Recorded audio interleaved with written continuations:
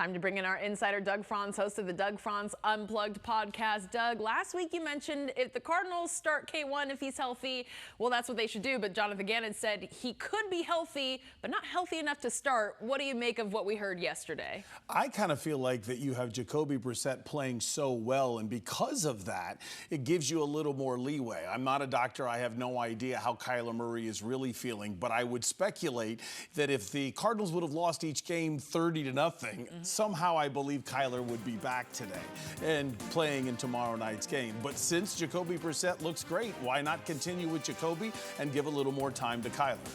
Doug, let's break down this matchup tomorrow night with the Cowboys. How much of this is going to boil down to, can the Cardinals move the football against a terrible Cowboys defense, and can they stop an incredible Cowboys offense? I would say that's exactly what this matchup is. It's kind of simple. You just mentioned it. Number 2 is the number to remember. Dallas is the second best offense in the league, and Dallas's defense is penultimate, which is a cool word I learned before I got on air. If you look at these numbers, you see that Dallas defense. Remember, there's 32 teams. So I want to focus on the first quarter points there. The Cardinals aren't terrible, but you need to pounce on Dallas like crazy. And look at that third down percentage. You can go off on them on third down, so just get it close. The catch is, if you keep in mind that fourth quarter points for the Cardinals, they're 30th. Now wait till you see their fourth quarter defense. When we flip it, the fourth quarter defense is just as bad.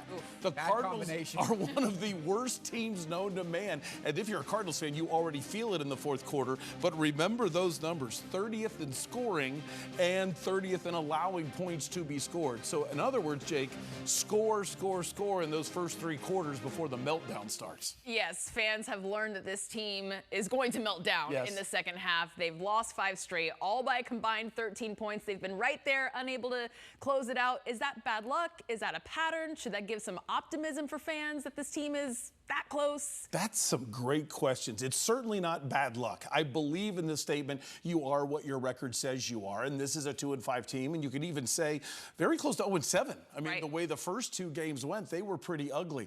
When you say pattern, there have been a couple bad coaching errors, in my opinion, that have cost the team a couple times, but they've cost the team the chance to hold a league or come back. They've never really cost them the game. I think the major problem has been a quarterback that hasn't been able to read the defense very well. And in the last 2 games, it seems that problem's getting solved. I could easily see the Cardinals winning this game. Doug, we had an unfortunate situation on the Sunday night football game right before we came on air earlier tonight. Former ASU quarterback Jayden Daniels went down with a pretty serious injury. It looked like somewhere on his non-throwing arm.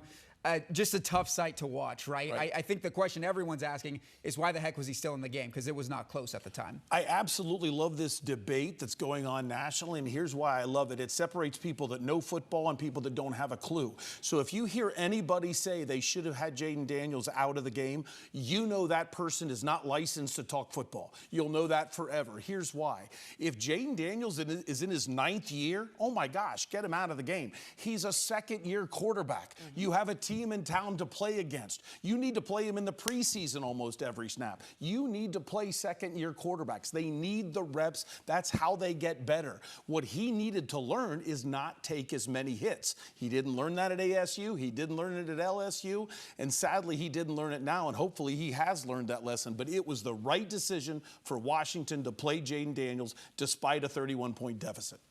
2 really bad injuries with Cam Scatterbo, Jayden Daniels, former ASU stars on the big stage, but we wish them a speedy recovery. Absolutely. God bless. Yeah. Thanks a lot, Doug. We'll see you Anytime. back here in a little bit.